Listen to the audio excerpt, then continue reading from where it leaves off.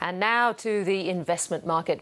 Towers Watson has just tested conditions with over 100 institutional asset managers with a combined $10 trillion almost in assets under management. Carl Hess, head of global investments at Towers Watson, joined me at some ungodly hour, his time in New York, a short time ago. Carl Hess, welcome to the programme. Pleasure to be back, Tiki.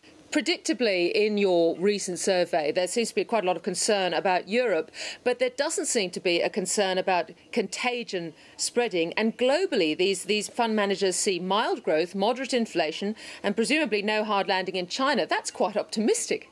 It does make for an optimistic central scenario. I don't think anyone's really ignoring the fact that we could have more than one or two hiccups along the way.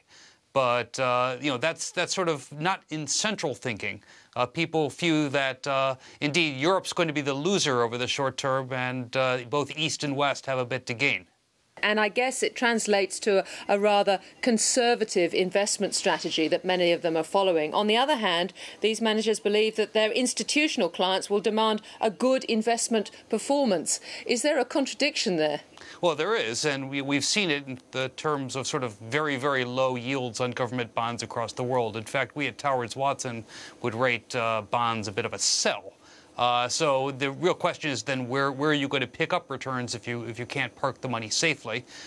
You'll look to diversify, and you'll look, I think, for opportunities as they arise. One area we see in particular is attractive is sort of distressed assets, as the deleveraging effect in the Western economy is causing financial institutions to shed assets. Interestingly, when I spoke to you last, in October, I think, you were very focused on emerging markets. But I noticed some of your fund managers see the US as holding the most rewarding investment opportunities right now. I think there are two reasons for that. One is the rebound story. The stimulus has begun to really sink in. And so the U.S. is showing some promising signs of growth, though I think I'd note, we've got a long way to go yet, sort of creating 200,000 jobs a month. Half of that goes just to keep up with population growth. Doesn't sound like you agree with some of your fund managers. I think they're entitled to their opinions. We're entitled to ours. We try to take a bit of a midterm lens, and when you're managing money, I think it's moment to moment. One of the things, of course, that's happened since the financial crisis is the implementation of the Dodd-Frank legislation, and particularly that Volcker rule that's put a new layer of regulation onto banking. How has that impacted or impaired America's ability to recover? Unclear as yet. What we have seen is if you're a large bank, you're spending sort of in the 100 million type range just to worry about compliance with the effects of Dodd-Frank. That can't be good overall for sort of loosening up credit and getting the economy going.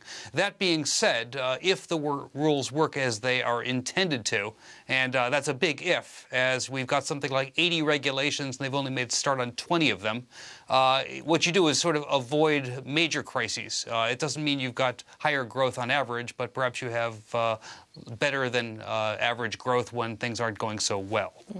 In the meantime, do you think that there could be flow-on effects elsewhere in the world if the legislation does become very restrictive for banking in the US? We'll certainly have the possibility for capital flows elsewhere. I mean, I think there's nothing more the Chinese would like more than to be able to put up real competing institutions to American ones, and this presents opportunity for them. And let me ask you specifically about equities, because I think you're quite optimistic about the share market. We talked earlier about bonds, but quite optimistic about the share market. What sort of equity returns are expected over the next, say, 10 years? I think mid to high single digits, which of course isn't necessarily all that optimistic till you recognize that we're dealing with a lower inflation climate than we've had over the last several decades. So, mid to high single digit returns, not that badly off, really, especially compared with the fact that I think if we can manage to wreak out small positive returns from the bond market, you'll be doing well. So equities look not just attractive on their own merits, but sort of especially relatively attractive. And what about the price of oil? How is that likely to play into your investment strategy? I think oil price volatility is certainly part of the central strategy. Certainly hard to avoid that as a central scenario.